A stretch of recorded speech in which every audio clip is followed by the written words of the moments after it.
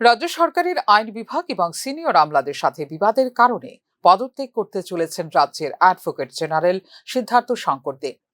বিভিন্ন মহল থেকে উঠে আসা এই সংবাদের কারণে এক প্রস্থ জল্পনা তৈরি হয়েছে রাজ্যে। আগামী সপ্তাহের প্রথম কার্যদিবস অর্থাৎ সোমবারেই পদত্যাগ পত্র জমা দিতে পারেন অ্যাডভোকেট জেনারেল সিদ্ধার্থ শঙ্কর দে।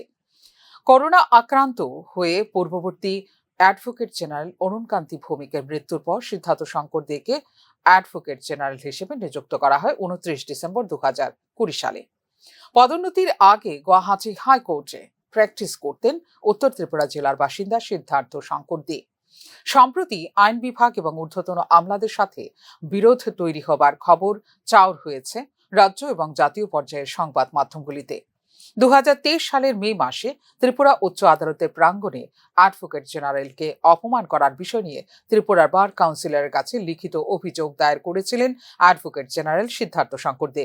এদিকে ত্রিপুরা উচ্চ আদালতের একজন সিনিয়র আইনজীবীকে পরবর্তী অ্যাডভোকেট জেনারেল হিসেবে বেছে নিয়েছে রাজ্য সরকার। আগামী সপ্তাহেই এর আনুষ্ঠানিক ঘোষণা হবে বলে জানা গেছে প্রশাসন সূত্রে। ফিউরো রিপোর্ট, নিউজ নাও।